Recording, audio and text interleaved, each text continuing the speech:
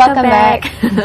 That's right. Well, earlier we've heard a lot from the experts, but now let's listen to the story of a victim who was in an abusive relationship. I actually spoke to her over the weekend, and here's what she had to say. Basically, I just want you to share your experience with us. Perhaps you can tell us from the beginning, how did you meet him? How was he like as a person? I met him in 2006 December through a bunch of friends, and we met while clubbing. We started hanging out in a big bunch at first, but after a while, because he stayed very close to me, so he would send me back, and he would be very sweet and take me out for dinners. When I was not feeling well, he actually brought over some barley and all the nonsense that you do, and we got closer. So afterwards, we just decided to get together, and I was pretty happy for the first 3 months. So it was only afterwards that it got a bit scary. When did you realize something was wrong? Actually, I never really did. I know that's stupid, but I always explained it to maybe something I did, or that I probably triggered it in something that I lied about or wasn't so truthful about, or I omitted from him.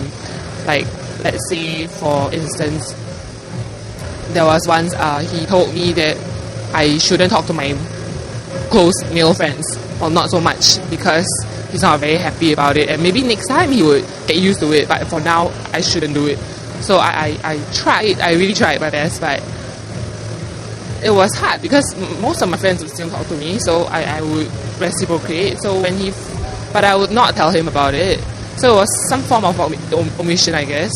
Not really lying, but yeah. So he found out somehow, because I think I left my laptop lying around, and he saw the MSN come in, and then he was a bit uncomfortable. Then he actually confronted me. Then I said, I didn't lie, I just omitted. So he started telling me not to play with my words or what, and then he got a bit agitated. Then he just slapped me a bit.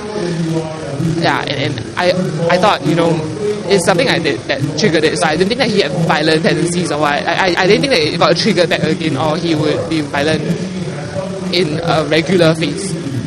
Yeah. Did you ever think that you'll get into something like that? No, definitely not. And I didn't think that I would actually stay in that sort of relationship for 1.5 years, which I did. Yeah. So how did you seek help eventually? Because the beating became more serious after a while, and 1 year into our relationship, it wasn't a slap anymore. It was pushing around, punching and kicking, in the tummy area and stuff. But I did try to get away from him for a while, but he talked to me again, and he said he really wanted to change, and it's the usual things that you give in to in the end, because you just get very self-hearted. It was only in February last year actually, that I found out from his friend that he cheated on me. So I think that was pretty the last straw, because I was getting beaten and being controlled like a control freak, and he still could cheat on me. So I guess that was the last straw for me. So then I sought psychiatric help. But since you mentioned the relation lasted for over 1 year, right? So why didn't you try to get out of it earlier? I did a lot of times, but in the end, it's a case of being soft-hearted, and because you always think that you've already put in so much and you've already been beaten before. Nothing can get worse, and maybe perhaps he can get better, and you just think that you can help him. But in the end, I don't think they change so easily, and it is foolish for you to think that you can help him alone. Maybe if you both sought help, it would be much better, which I did suggest to him, but he said he didn't need, and as long as I was okay, catering to his whims and demands, then he should be fine. During that period of time, did you talk to your family or your friends about it?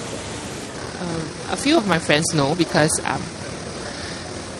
actually my ex-boyfriend had a group of friends who were kind of like him.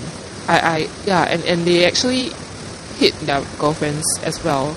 So we were aware of each other's plights. But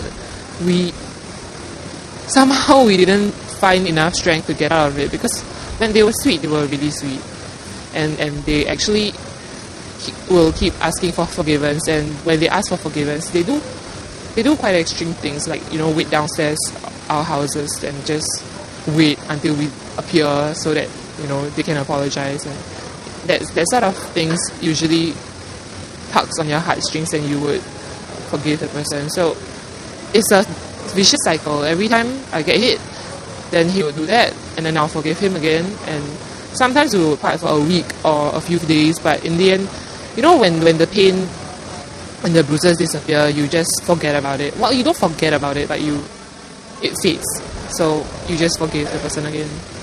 And I mean, how hard is it actually to get out of a relationship like that? It is very hard. It is, honestly, it's almost impossible without someone to really knock some sense into you. My parents tried, and my friends tried. Some of my friends who were not in that sort of abusive relationship, they really thought this is mad and it's not healthy, and they really tried very hard to tell me, but in the end, a few of them gave up. So it's not that they're not good friends, they just thought I was digging my own grave, and they just repeated the same things again and again. So in the end, it was me who had to acknowledge the fact that this is out of my hands, and perhaps I should seek someone who's more capable and more professional to at least guide me in this recovery process. I am much better, but I have more doubts about the male population, because it seems quite common. It's not like 1 in 100, you know, because I have seen some of my friends be in the same situation as me, and somehow you'll be more apprehensive, because the guy might not be truthful about his history, and you might just get another person who, when they're angry, you know, they'll hit you again. The slaps I'm not saying they are justified, but they won't scare you as much. But there were a few times where he really got more abusive, and those were quite scary. So I hope that people who are undergoing that sort of thing really would seek help immediately, because it's not very healthy. Actually, everything we said, huh? Yeah. All the signs. But actually, I mean, perhaps sometimes we've heard of certain stories whereby the victims, they break up with the ex-boyfriend, then they meet another guy, and it happens to be the similar kind of, a same pattern. It's like the same guy again. I mean, why do you think, you know, these kind of victims, they get into this kind of cycle? Well, I hope there is nothing dysfunctional in the way she sees relationship, you know. She's seeking to resolve something within her, that she's finding this man, her love seems to be related to violence. I hope not. I mean, there's a handful of those people who are like that. But I think it's a gamble, isn't it? You go out there and you find someone and you think this is love and you want it to last forever, and you don't anticipate that you could find someone who would beat you up to such an extent. But clearly, I think what we need to understand is the perpetrator doesn't look like a monster, like we all seem to see him, because there are bouts of this violent behavior, and during, like what we heard just now, during the time when he's good, they can be so extremely good that you can't possibly accept that, oh, this could be a violent person. So I think that's another thing that the victim would have to struggle with, to try and convince other people that I am going through this and I'm so stupid. No, really, I'm so stupid to be tolerating this, but yet I am going through it. As you have heard during that clip, that she kept, having to worry that people would think she's stupid to stay with it. Priscilla, you mentioned your friend said she's out of the relationship for now. Yeah. Meaning, is he gonna go back? No, because he has done it so many times. Like, he has broken up with her and he's gotten back together. So, when he tells us that, I've broken up with her, and then we'll be like, okay, we hope that you'll stay out of the relationship this time for good.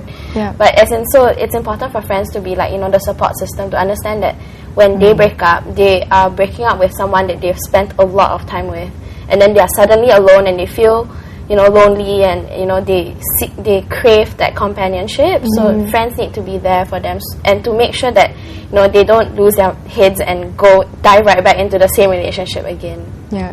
Well, maybe you should it's very important, because then the support system for the friend is needed, because usually in a dating violence, because of the controlling behavior, a lot of friends and family members become isolated from their lives, and so they become very lonely and dependent on the partner. So I think when they are gone, that's why there's a vacuum, and so the parents and the friends becomes a very good support for them during this period of time. I think it's very helpful. So they don't feel alone. I think that's most important. They do not feel that they're alone with this situation where they feel stuck in. We've actually run out of time already. It's come to the end of the show. Is there anything else that you guys would like to add before we end for the night? Choose love, not abuse. Yes, right. I think we were talking a bit on, is there any characteristics? I'm not sure whether is that helpful to talk a little bit, but The characteristics of Profiling, profiles of some abuser, but for next we have time. covered a little bit here, and I think that girl has pointed some of these things, I think most important, you need to realize it is not your fault to be abused. It is not your fault. Seek help. Go out there, let people know, so that it's not a secret, so that you get the right help. Yep. Okay, and on that note, we end Point Blank. And thank you guys for coming Yeah, on the thanks show. for joining us. Thank you. All right, thank you. Thanks. Bye. Bye. Thank you. Bye-bye.